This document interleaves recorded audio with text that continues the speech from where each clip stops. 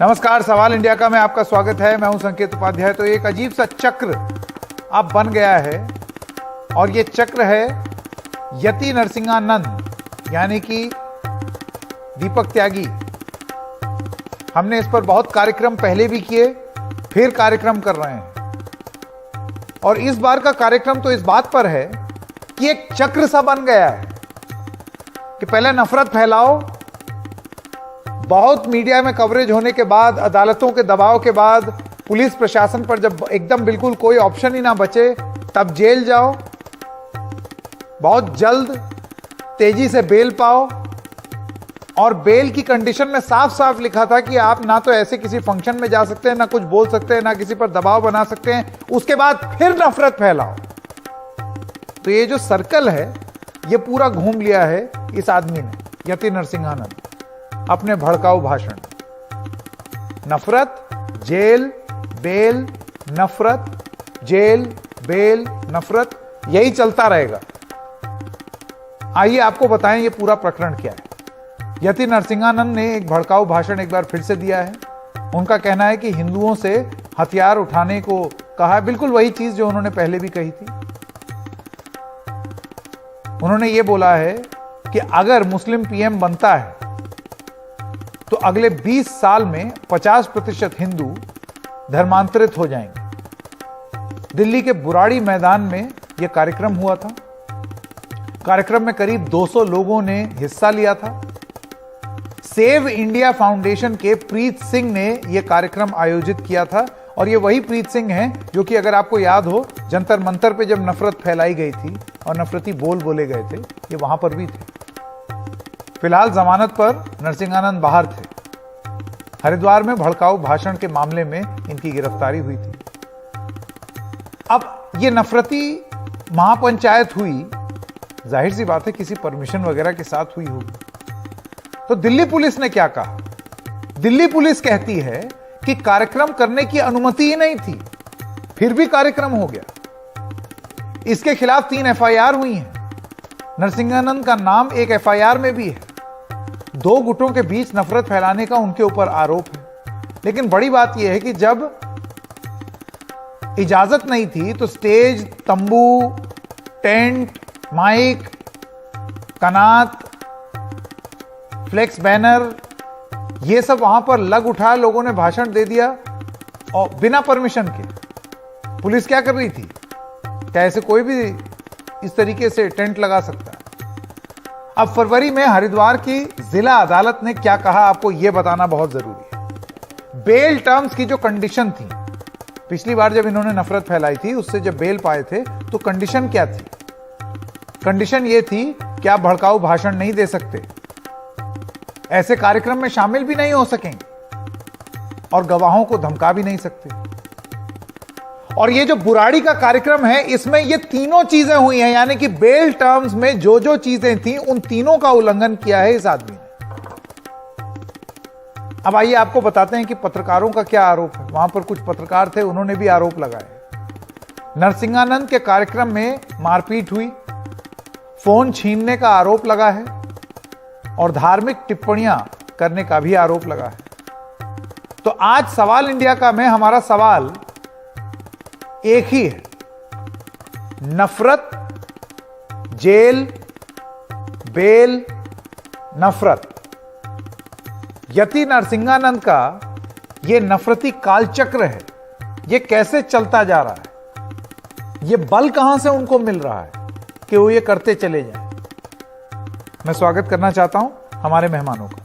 महेश वर्मा जी हैं, नेता भारतीय जनता पार्टी के, सलमान निजामी नेता कांग्रेस पार्टी के, वेद भूषण आप रिटायर्ड एसीपी हैं दिल्ली पुलिस के, और अजय गौतम धर्मगुरु। आप सब लोगों का बहुत बहुत धन्यवाद। महेश जी, मैं सबसे पहला सवाल आपसे पूछना चाहता हूं।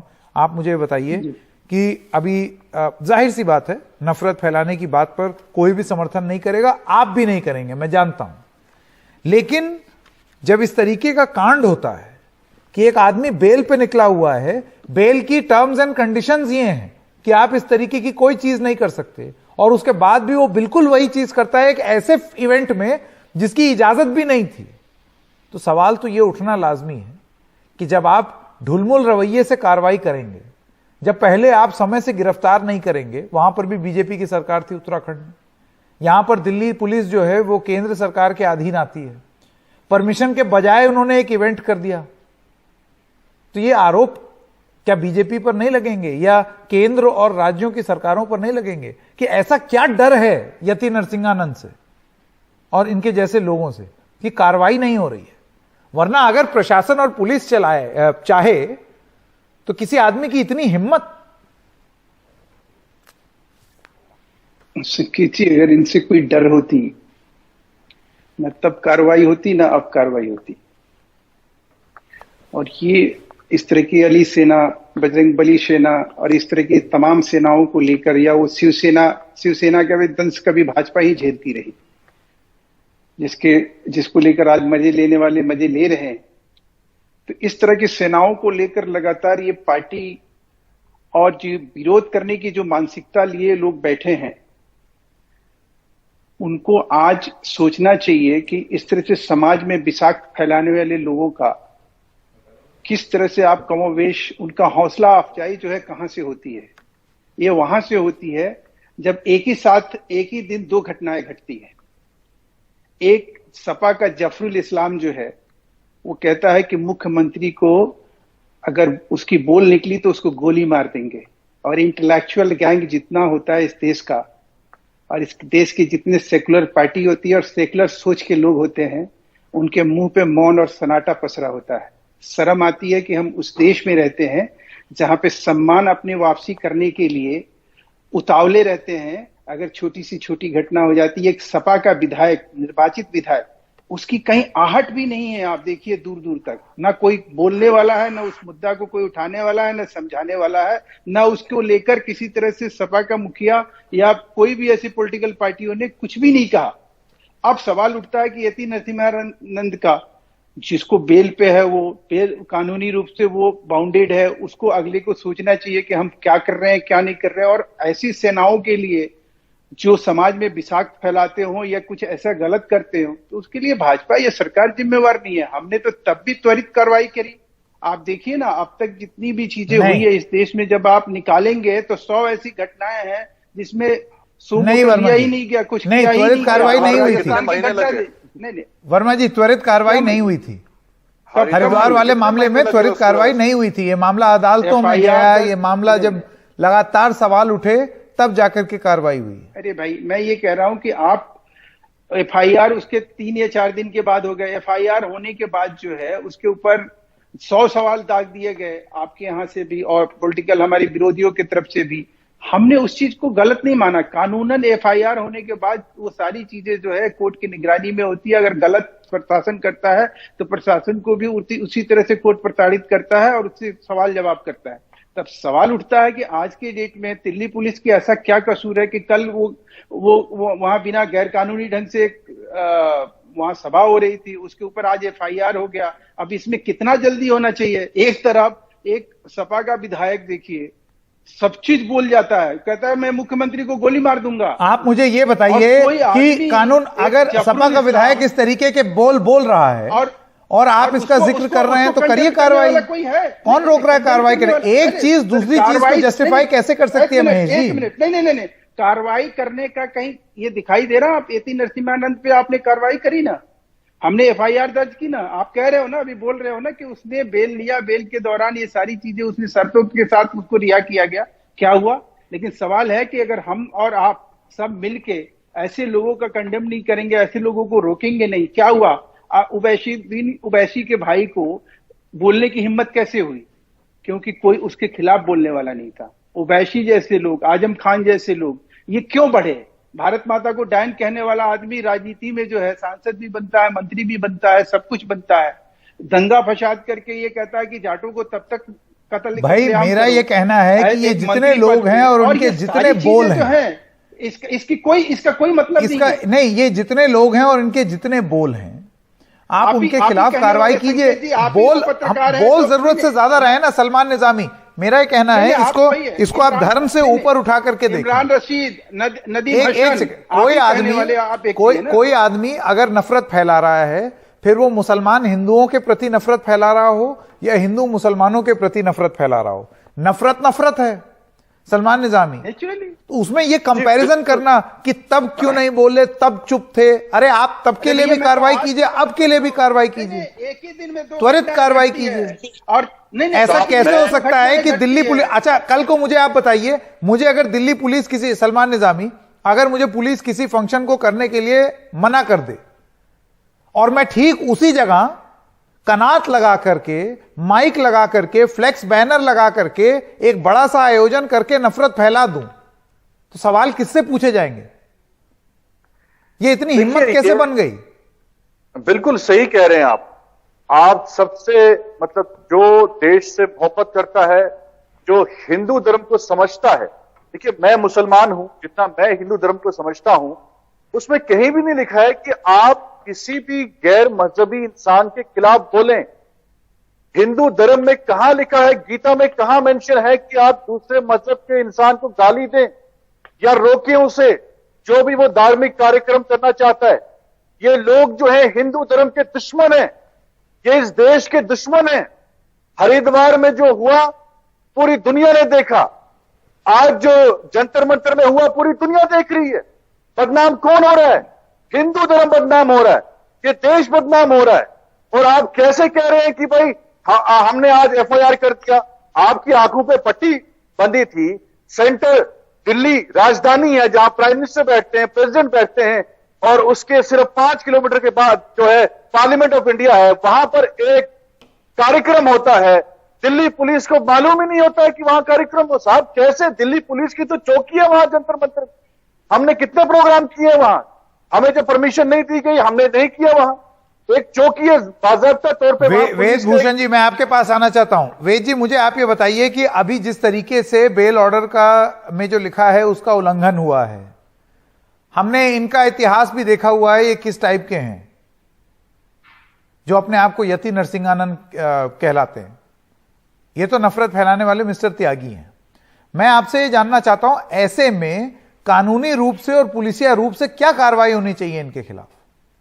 देखिए संकेत, ऐसा तो लग रहा है उनको मजा आ रहा है कानून का, अदालत का, सबका मखौल उड़ा के। बिल्कुल, मैं 100% एग्री करता हूं। इस देश के कानून में हिंदू, मुस्लिम, सिख, ईसाई सब बराबर हैं, किसी के लिए कोई पार्शियलिटी का स्कोप नहीं है। और प्राइमे फेसाई ये अनकॉन्स्टिट्यूशनल है, इलीगल है। बल्कि मेरा कहना है कि लॉ एंड ऑर्डर के नहीं, पब्लिक ऑर्डर के खिलाफ ये सब इन्होंने किया है। डीडीए की लैंड पर जहां पर ये मुखर्जी नगर थाने में मुकदमा दर्ज हुआ है, ये बिल्कुल एक इलीगल है, एक ऑफेंसिव है किसी भी कास्ट के लिए, इस देश के लिए बिल्कुल नहीं होना चाहिए था। और दूसरा पॉइंट मेरा यह है कि आम बाबा नहीं है दीपक त्यागी जिनका आप नाम ले रहे हैं, ये एमटेक हैं, इंजीनियरिंग के स्टूडेंट रहे हैं, लंदन रशिया में रहे हैं। एक आम आदमी इस तरह की चीजों में इन्वॉल्व हो तो एक बार फिर भी माफ कर दिया जा सकता है, परंतु एक पढ़ा लिखा वर्ल्ड वाइड ट्रेवल करने वाला आदमी इंटेंशनली यदि इस तरह की चीजों को करता है, बेल के कानूनों का उल्लंघन करता है, तो बिल्कुल उसके लिए एनएसए और जो डिटेंशन और प्रिवेंशन के जो धारा हैं, सख्त से सख्त धाराओं में इस तरह के ढोंगी बाबाओं को जो इस हमारी भगवा कपड़े को बदनाम करते हैं, उनके खिलाफ सख्त से सख्त प्रोविजन कानून में है और लिए जाने चाहिए। आपको ट्रस्ट रखना चाहिए, क्योंकि सुप्रीम कोर्ट में जब ये मामला गया था, हरिद्वार का धर्म संसद का मामला, सुप्रीम कोर्ट की आप टिप्पणियां देखिए। तो मेरा पुनः दिल्ली पुलिस से, सरकार से अनुरोध है कि इस तरह के आदमियों को एनएसए में लंबे समय तक डिटेन किया जाए, जिससे कि लॉ एंड ऑर्डर की और बल्कि पब्लिक ऑर्डर ना खराब हो, क्योंकि ये बहुत सीरियस चीजें हैं। और ऐसा नहीं है ये निहंग भी इस तरह के करते रहे, दूसरे धर्मों के मुस्लिम भी इस तरह के फतवे जारी करते रहे। मैं सभी के लिए बोल रहा हूं कि सबके लिए जो पब्लिक ऑर्डर डिस्टर्ब करे। लेकिन मुझे ऐसे लगता है अजय गौतम जी कि ये जो एंटी सोशल एलिमेंट्स के मसीहा बने हुए हैं दीपक त्यागी, उनको कुछ मजा सा आ रहा है। उनको ऐसे लगता है जैसे कि वो कोई फ्रीडम फाइटर हैं, जैसे कि कोई स्वतंत्रता सेनानी हो जो बड़ा गौरवान्वित महसूस कर रहे हो कि देखो मैंने कानून तोड़ा, मैंने बेल ऑर्डर का उल्लंघन किया। ये तो बहुत साफ है ना जिस तरीके की हरकत उनकी है। और उनके जो चाहने वाले हैं, उन्हीं के जैसे नफरती, वो इसको डिफेंड करते हैं। आप मुझे ये बताइए, आज एक स्वर में अजय गौतम, महेश वर्मा, सलमान निजामी और वेद भूषण जी सब लोग क्यों नहीं बोल सकते हैं कि जो भी आदमी जिस भी धर्म का हो, नफरत फैलाए तो उसके खिलाफ कानूनी कार्रवाई का हो? ये भी कहिए, देखिए बात बड़ी कानूनी कार्रवाई हो। बिल्कुल, हम साथ हैं आपके, संकेत, हम साथ हैं, चाहे मुसलमान हो, हिंदू हो। अजय गौतम देखिए अभी निजामी साहब को और यहाँ जो दिल्ली पुलिस के ये अधिकारी बैठे हैं, अभी इन्होंने बहुत बड़ी बड़ी लंबी चौड़ी बातें करी, लेकिन जो सलमान निजामी हैं उन्होंने बोला, आज एक मीडिया हाउस के पत्रकार ने जो हिंदू देवी देवताओं को ऐसी अपमानजनक गालियां दी हैं जिन्हें मैं टीवी पे बोल नहीं सकता, अब तब तो इनके मुंह में दही जम गया है, तब तो ये शांत बैठ गए हैं कि जो एक टीवी पत्रकार, एक जर्नलिस्ट, वो हिंदू देवी देवताओं के लिए मां बहन की गालियां अपनी फेसबुक पोस्ट पर लिख रहा है। और ये देखिए इनसे एक शब्द नहीं निकलेगा। इनको जितेंद्र त्यागी याद है, इनको यति नरसिंहानंद याद है, इनको साध्वी प्रज्ञा याद हो जाएगी, लेकिन जब इनकी जमात के लोग आके हमारे भगवानों का अपमान करते हैं तो ये चुप हो जाते हैं। लेकिन अब जब नए साल, मेरा ये कहना है, एक सेकंड, क्या हमको पुलिस के इकबाल पर भरोसा है? अगर भरोसा है, और अगर कोई भी, मैं बार बार शब्द दोहरा रहा हूं, एक सेकंड, अजय गौतम, बार बार दोहरा रहा हूं, चाहे वो पत्रकार हो, चाहे वो हिंदू हो, मुसलमान हो, सिख ईसाई हो, नफरती की कोई मजहब नहीं। अगर वो नफरत फैला रहा है, आप कानून, या तो आप ये बोल दें कि कानून बेकार है, कानून इतना सशक्त नहीं है कि अजय गौतम और दीपक त्यागी और सब इन लोगों को पुलिस के कंधे पर हाथ रख के बोलना पड़ रहा है कि भाई हम हैं असली ठेकेदार। करौली फिर तो ये तो बहुत ही दुख की बात है हमारे देश के कानून के लिए। सर, इस देश के अंदर हिंदुओं को अपना नववर्ष नहीं मनाने दिया जाता सर, उनके ऊपर पत्थर और बोतलें फेंक दी जाती है, उनकी दुकानें लूट ली जाती हैं। राजस्थान देख लीजिए, बंगाल देख लीजिए, इसका नफरत फैलाने से क्या है? इसका मतलब ये है कि आप अपने बेल ऑर्डर का उल्लंघन करेंगे। इसका मतलब ये है कि आप जिस कंडीशन पे बेल पाए हैं उसका हम उल्लंघन करेंगे। क्यों? क्योंकि हमें ऐसे लगता है हमारे साथ बहुत बुरा हो रहा है। यही तो मैं कह रहा हूं, ये जो आपने फ्रीडम फाइटर बना दिया है दीपक त्यागी का, उल्लंघन नहीं हुआ है, बेल की कंडीशंस का कहीं उल्लंघन नहीं हुआ है। जो यहाँ पर जो भी कोई कानूनी विध है, कैसे नहीं हुआ है अजय गौतम, कैसे नहीं हुआ है उल्लंघन? कैसे नहीं हुआ है उल्लंघन? बेल का, उसका बेल की कंडीशन के अंदर ये होता है कि आप किसी भी मुकदमे से जुड़े हुए गवाहों को आप प्रभावित नहीं करेंगे। भूषण जी, आता हूं मैं आपके पास। ये नहीं होता कि नहीं, कैसे नहीं होता है उल्लंघन? अदालत, हरिद्वार की अदालत ने क्या कहा था? हरिद्वार की अदालत ने कहा था कि भड़काऊ भाषण नहीं दे सकते हैं नरसिंहानंद। शब्द नहीं बोला गया। सुन लीजिए अजय गौतम जी, मैं बता रहा हूँ, सरकार ने, मेरे पास है लिखा हुआ। एक सेकंड, नहीं, ये अलाउड नहीं। इनका दोहरा चरित्र दर्शाता है। हरिद्वार की जिला अदालत ने क्या कहा, वो ग्राफिक जरा स्क्रीन पर दिखाते हैं। अजय गौतम रुकिए, नहीं, नफरत नहीं फैलेगी और गलत बयानी नहीं होगी, आप रुकिए, वो ग्राफिक जरा स्क्रीन पर दिखाएं। फरवरी में हरिद्वार की जिला अदालत ने क्या कहा? जिला अदालत ने कहा कि ये बेल की कंडीशंस हैं, भड़काऊ भाषण नहीं दे सकते नरसिंहानंद, ऐसे कार्यक्रम में भी शामिल नहीं होंगे और गवाहों को धमका नहीं सकते। और ये तीनों चीज की है उन्होंने, तो कैसे उल्लंघन नहीं? गवाह को धमकाया है संकेत भाई, कौन से गवाह को धमकाया है? और जो भड़काऊ भाषण कहां दिया है? उन्होंने तो कोई भी ऐसी बात नहीं कही है इस पंचायत के अंदर जो नहीं बोली वाली हो। हिंदुओं को हथियार उठाने की बात नहीं कही। ये नहीं बोला कि अगर मुस्लिम पीएम बनता है तो अगले 20 साल में 50% हिंदू धर्मांतरित हो जाएंगे। देखिए, ये मेरी बात सुनिए, मुस्लिम पीएम कहां से बन, देखिए ये तो अगर असदुद्दीन ओवैसी कहते हैं कि एक दिन हिजाब पहनने वाली लड़की इस देश की प्रधानमंत्री बनेगी, तो जैसे असदुद्दीन ओवैसी ने अपनी वो रखी है, फ्रीडम ऑफ एक्सप्रेशन है, ऐसे ही यति नरसिंहानंद ने उसका जवाब दिया। हथियार उठाने को कहा, तो कुछ नहीं कहा कि हिंदू आ जाओ, सड़क पर आ जाओ और आग लगाओ, जैसा कि दिल्ली के दंगों में हुआ था। हथियार उठाने को कहा है, जैसा कि सोनिया गांधी ने कहा था, अब सड़कों पर आ जाइए प्रोटेस्ट के दौरान। वेदभूषण जी, देखिए मेरा सवाल ये, सबसे पहले तो आप जो कहना चाहते थे वो, उसके बाद मेरा सवाल ये जो एक आदत सी और फितरत सी बन गई है, मैं तो इसको कमजोर कानून और कमजोर कानून के रखवालों का प्रतीक देखता हूं। एकदम खुलेआम लोग उल्लंघन करना चाहते हैं, वो इसको ऐसे देखते हैं जैसे कोई आभूषण हो कि मैंने बेल टर्म तोड़ा। सर, हिंदू अगर कोई बात बोलता है ना सर, संकेत जी मैं आपको आंकड़े दे सकता हूं, हिंदू अगर कोई बात बोलता है 24 हिंदू मुस्लिम की मैं डिबेट नहीं करूंगा, लेकिन मुसलमान यहाँ कानून की बात होगी, कानून हिंदू और मुस्लिम की बात नहीं होगी, कानून। अगर एक इंसान, मालाएं पहनाते हैं, अगर एक इंसान ने कानून तोड़ा है और नफरत फैलाई है तो उसके खिलाफ कार्रवाई क्यों ना हो? और अगर वो इस तरीके से हरकत कर रहा है कि उसको बड़ा मजा आ रहा है कानून तोड़ने में, तो ऐसे में वेदभूषण जी हम क्या करें? फिर बंद कर देते हैं कानून बनाना, बंद कर देते हैं सुप्रीम कोर्ट। अनलिमिटेड नहीं है, संविधान के अंदर, कानून के अंदर अभिव्यक्ति की आजादी की लिमिटेशंस हैं। उसमें यह नहीं कि आप मुस्लिम हिंदुस्तान और प्राइम मिनिस्टर बनने की बात करने लगे।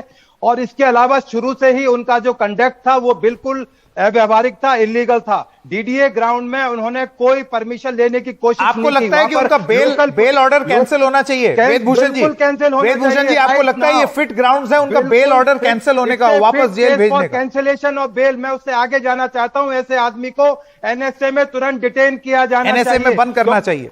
बिल्कुल। लोकल एसएचओ ने, लोकल एसीपी ने उनसे गुहार की थी, रिक्वेस्ट की थी कि कृपा करके इस प्रोग्राम को यूएपीए और सेडिशन, डेस्पाइट इट, वो यूएपीए और सेडिशन को धनिया और मिर्ची और पुदीना की तरह इस्तेमाल किए जाने के माहौल में, महेश वर्मा जी, यहां पर क्यों नहीं ये कानून लगते हैं?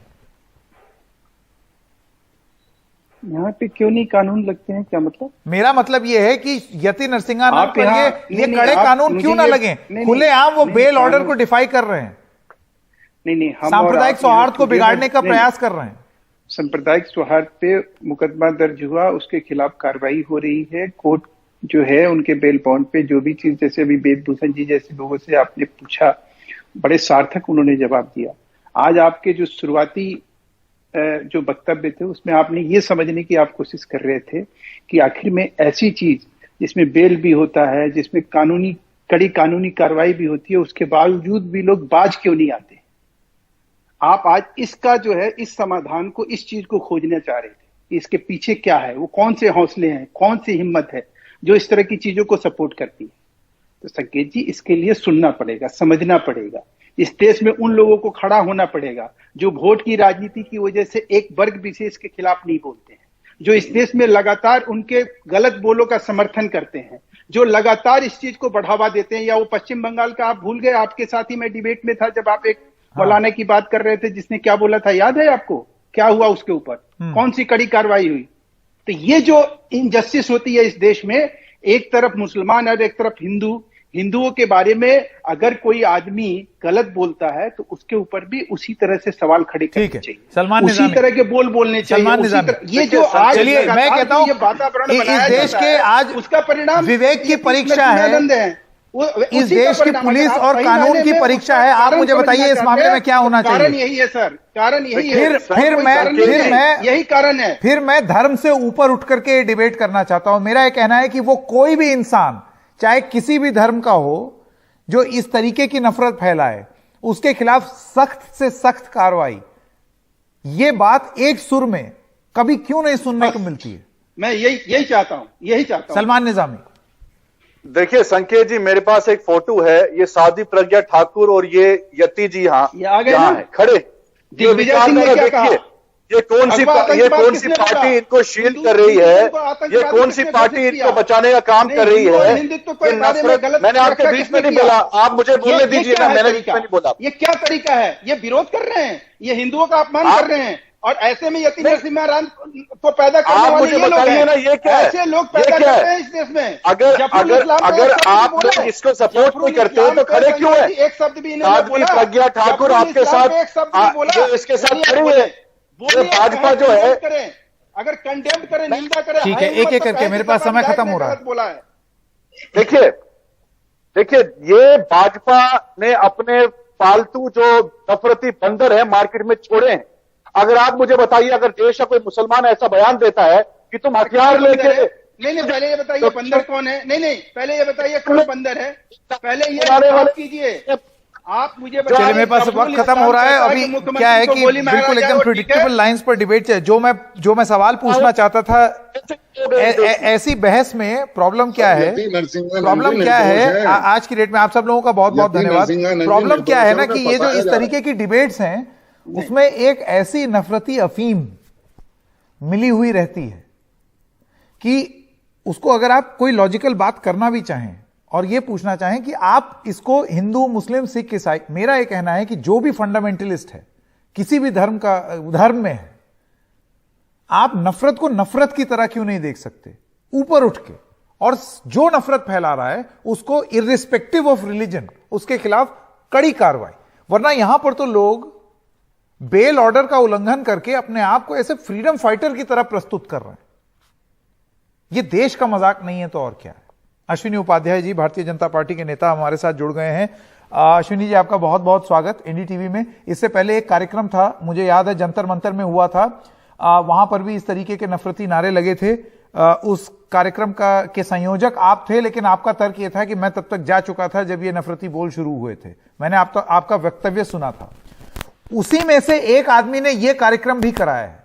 मैं आपसे जानना चाहता हूं, आप तो कानून के बहुत बड़े विद्वान हैं, आप रिफॉर्म्स पर लगातार बात करते आए हैं। आप मुझे ये बताइए कि आज की रेट में अगर एक आदमी जो कि बेल ऑर्डर के उल्लंघन को आभूषण की तरह पहन करके घूमे, तो यह देश की बेइज्जती और कानून की बेइज्जती है या नहीं?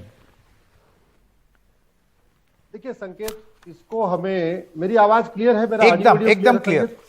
हाँ, आपने बहुत अच्छा सवाल किया है और मैं आशा करता हूं कि मुझे अनइंटरप्टेड दे देंगे। बोलिए। मजहबी उन्माद किसी भी देश के लिए अच्छा नहीं है, लेकिन मजहबी उन्माद फैल रहा है, इसमें कोई दो राय नहीं। मेरा एज ए एडवोकेट इतना सारा जो 20-25 साल का एक्सपीरियंस है, उसके बाद मैं ये कह सकता हूं कि दवा घटिया होती है तो बीमारी बढ़ती है, और कानून घटिया होता है तो अराजकता बढ़ती है। बहुत बढ़िया। बड़ी सीधी सी बात है। कोई एक व्यक्ति एक शब्द कुछ बोले, एक वाक्य बोले, उसको 6 महीने के अंदर, साल भर के अंदर सजा हो जाए, तो मुझे लगता है उस गांव में, उस मोहल्ले में या उस थाने के एरिया में शायद दूसरा कोई चीज को रिपीट नहीं करेगा। लेकिन जहां हमारा घटिया कानून ऐसा है कि जो कहता है मैं 15 मिनट के अंदर पुलिस हटा लो और फला पता नहीं क्या कर दूंगा, उसके बाद वो जेल में जाने की बजाय, सजा मिलने की बजाय वो विधानसभा में पहुंच जाता है, तो ये प्रमोट कर रहा है। मैं इसको हिंदू मुस्लिम के चश्मे से नहीं देख रहा हूं, मैं तो ये कह रहा हूं, एक गुंडा, एक बदमाश जिसको जेल में होना चाहिए, अगर वो विधानसभा में पहुंच जाएगा, सांसद बन जाएगा, पार्षद प्रधान बन जाएगा, तो स्वाभाविक सी बात है वो 100 लोगों को प्रमोट करेगा। जैसे दवा खाने के बाद या तो बीमारी खत्म होती है या बीमारी बढ़ती है, ऐसे जब कानून घटिया हो, कानून अच्छा होता है तो बीमारी, अपराध अराजकता कम होता है, कानून घटिया होता है तो अपराध अराजकता बढ़ती है, मजहबी उन्माद बढ़ता है। इसलिए मेरी तो लड़ाई चल रही है। आपको पता है कि मैं तो 1950 के सभी, पहले के सभी कानूनों को खत्म करने के लिए संघर्ष कर रहा हूं। इस बार मैंने होली जलाई थी अंग्रेजी कानूनों के, 1950 के पहले के सारे कानून खत्म किए जाए, पुलिस रिफॉर्म हो, जुडिशियल रिफॉर्म हो। बड़ी सीधी सी बात है। अश्विनी जी, देखिए मेरा ये कहना है, आपको नहीं लगता है, अभी आपने जो उदाहरण दिया वो आपने एक संदर्भ में दिया, वो नफरती बोल और बयान बोले गए, और फिर आपने बोला है कि उसका राजनीतिक फायदा लोगों ने उठाया। इस लॉजिक के हिसाब से तो ऐसा लगता है कि यति नरसिंहानंद भी अपनी राजनीतिक पारी की तैयारी कर रहे हैं। लेकिन आपको नहीं लगता है दिक्कत यही है, ये जो सेलेक्टिव सिलेक्शन ऑफ फैक्ट्स, कि हम एक तरफ की नफरत देख रहे हैं, जबकि नफरत हमें सारी देखनी चाहिए। एक तरफ का देखते हैं, एक नहीं देखते। संकेत, मैंने तो पिछले 3-4 साल से मीडिया की डिबेट इसलिए देखना छोड़ दिया क्योंकि मीडिया शाम को 5 बजे से लेकर रात 10 बजे तक सारे चैनल कुछ न कुछ डिबेट करते हैं। हाँ। लेकिन वो लगातार प्रॉब्लम के ऊपर डिबेट करते हैं, समस्या पे समाधान के ऊपर नहीं। बिल्कुल सही बात। न कोई मूल कारण पे जाता है, न कोई अस्थायी समाधान। तो एक तो आपने समाधान बताया कि नए कानून, अब आप ये बताइए कि कानून क्या बोलें और क्या करें, कैसा हो कानून? बड़ी सीधी सी बात है। अगर कोई प्रॉब्लम हमारे यहां है, वो सिंगापुर में नहीं है, चाइना में नहीं है, अमेरिका में नहीं है, तो हमें तो देखना पड़ेगा। भाई आप जरा समझिए, अगर आपकी तबीयत खराब है, आप कहीं जाते हो, अगर उस हॉस्पिटल से आपका इलाज नहीं हो रहा है, उस डॉक्टर से इलाज नहीं हो रहा, तो आप क्या करते हो? कोई और देखते हो, कोई और डॉक्टर देखते हो, डॉक्टर कहीं और कंसल्ट करता है, कहीं और से दवा लाता है। तो मैं ये कह रहा हूं कि अगर इस देश में 1950 के पहले के कानून खत्म हो जाए, तो जाति का जहर जो घोला जा रहा है ये कम हो जाएगा, जो भाषावाद का जहर है ये कम होगा, जो मजहबी उन्माद का जहर है ये कम होगा। Police reform, judicial reform, election reform के बिना इस देश में, ये जो आप जिस पे चर्चा कर रहे हैं ना, आप 24x7 चर्चा कर लीजिए, आपका एनडीटीवी 24x7 ही है, आप 24x7 चर्चा कर लीजिए, मैं गारंटी के साथ कहता हूं संकेत, कुछ नहीं होगा जब तक election reform, police reform, judicial reform अच्छा, नहीं होगा। अब एक मेन मुद्दे पे आए, समाधान की बात करते हैं। समाधान को आगे कैसे ले जाया जाए? अश्विनी जी, सरकार आपकी, राज्यों में आपकी, केंद्र में आपकी, पुलिस आपकी, तंत्र आपका, फिर कहेगा विलंब। नहीं, आपको मैं ये पूरी ईमानदारी से बताता हूं, करीब 1,500 के आसपास कानून खत्म किए गए, लेकिन अभी भी हमारा थाना, हमारी तहसील, हमारा जिला, हमारा district court, high court, supreme court, ये सब कुछ अंग्रेजी कानून से चल रहा है। आप तो उत्तर प्रदेश के रहने वाले हो, अभी विष्णु तिवारी 20 साल के बाद बेचारा छूटा और अच्छा, अब आप ये कह रहे हैं कि पूरी प्रणाली, पूरा सिस्टम बदल जाए, तो वो तो देखिए धीरे धीरे बदलेगा, उसकी तरफ कुछ कदम उठाए जाएं, लेकिन क्या तब तक इसी तरीके से नफरत फैलती रहेगी या फैलने दें? नहीं संकेत, मैंने अब कहा ना, बुखार का इलाज आप क्रोसिन पैरासीटामोल से कर सकते हैं, कैंसर का इलाज आप क्रोसिन पैरासीटामोल से नहीं कर सकते। तो जो इतना तगड़ा मजहबी उन्माद है, आप चाहते हो कि 2-3 चीजें, ये गोली वो गोली दे के, नहीं भैया, आपको इसका ऑपरेशन करना पड़ेगा, इसके लिए तगड़ी वाली एंटीबायोटिक देनी पड़ेगी, और जरूरत पड़ने पर कीमोथेरेपी करनी पड़ेगी।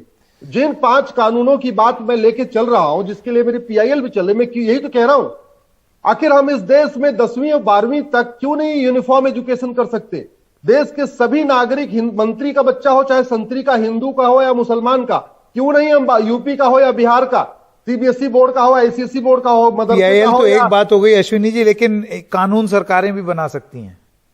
हाँ, और मेरा सवाल फिर वही घूम फिर कर है बनाना उन्हीं को है। ये बात पॉलिटिकल विल की है और आप ही की पार्टी की पॉलिटिकल विल की है, क्योंकि सरकार आप है। सरकार सबकी होती है संकेत, आपकी भी सरकार है और हमसे ज्यादा आपकी है। मैं तो एक एडवोकेट हूं, आप तो जर्नलिस्ट है, आप तो एकदम पूरी तरीके से न्यूट्रल है। मैं तो आपकी पार्टी का मेंबर नहीं हूं, पार्टी आपकी है पावर में, इस वजह से मेरा आपसे सवाल पूछना लाजमी है। लेकिन ये जो पॉइंट आपने रखा है कि दवाई बदलने का, अब दिक्कत यह है, आप ऐसी दवाई देने को कह रहे हैं बीमारी के इलाज के लिए जो दवाई अभी है ही नहीं। मेरा असली डर यह है कि तब तक क्या हो, क्या तब तक इसी तरीके से यति नरसिंहानंद, तब तक ये कैंसर बढ़ेगा, तब तक ये कैंसर बढ़ेगा। कल कोई मंदिर में अल्लाह अकबर कहते हुए कूदेगा, कोई गड़ासे से काटेगा, कहीं पलायन होगा, कहीं दंगा होगा, कहीं घर जलाया जाएगा, कहीं बलात्कार होगा, बहुत दुख की बात। तो ये सवाल, ये सवाल हमको अपने आप से पूछना है बतौर देश कि क्या हमको इस तरीके का देश चाहिए या हमको कुछ बहुत ही ठोस बदलाव चाहिए, ठोस रिफॉर्म, और उसी की बात शायद अश्विनी जी कर रहे हैं। बहुत बहुत धन्यवाद हमारे साथ जुड़ने के लिए। एक छोटे से ब्रेक के लिए रुक रहे हैं, सवाल जारी रहेंगे ब्रेक के बाद।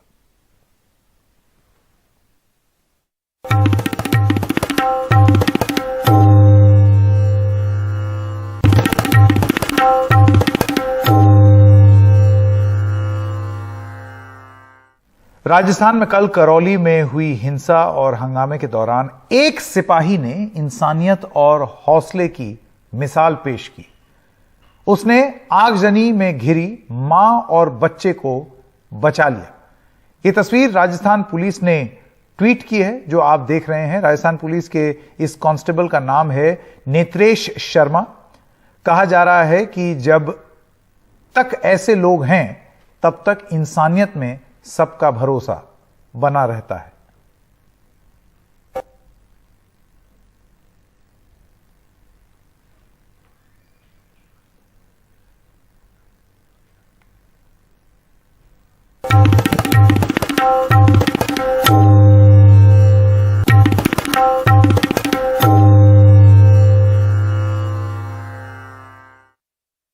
और राज्यसभा में 34 साल में पहली बार किसी पार्टी के 100 सांसद हो गए हैं। मोदी और शाह की जोड़ी ने यह नया रिकॉर्ड बनाया।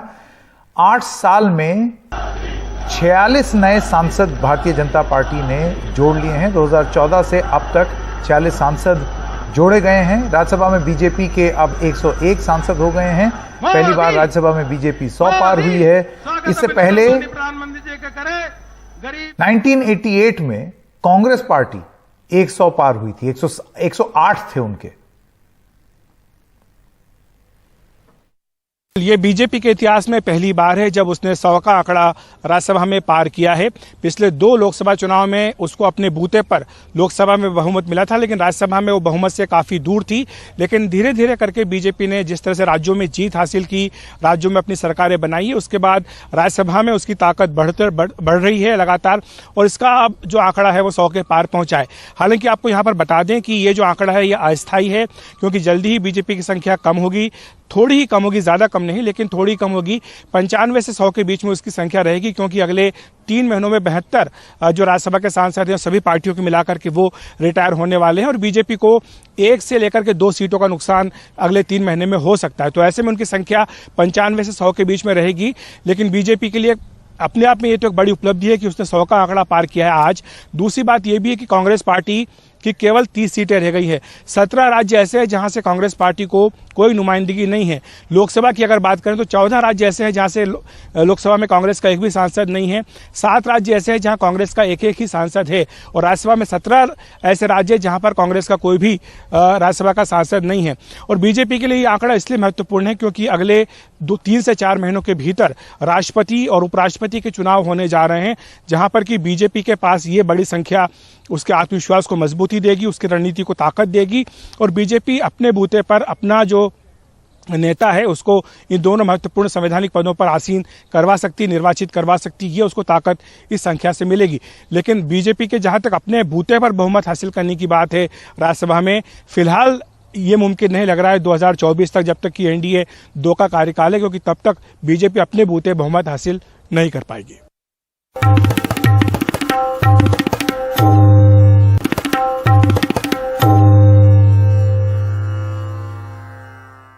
पेट्रोल डीजल की कीमत लगातार बढ़ रही है। 14 दिन में पेट्रोल और डीजल 8 रुपए से ज्यादा महंगा हो गया है। आज फिर से कीमतें 40-40 पैसे बढ़ गईं। आम लोग परेशान हैं। महानगरों में सबसे ज्यादा मुंबई में पेट्रोल और डीजल की कीमत है। यहां पेट्रोल 118 रुपए पार है और डीजल 103। आज सीएनजी की कीमत भी 2.5 रुपए प्रति किलोग्राम महंगी हुई है। दिल्ली में इसकी कीमत बढ़कर 64 रुपए से ज्यादा हो गई है। बीते 4 दिनों में दूसरी बार सीएनजी के दाम बढ़े हैं, जबकि बीते 1 महीने में 6 बार ये कीमतें बढ़ी हैं।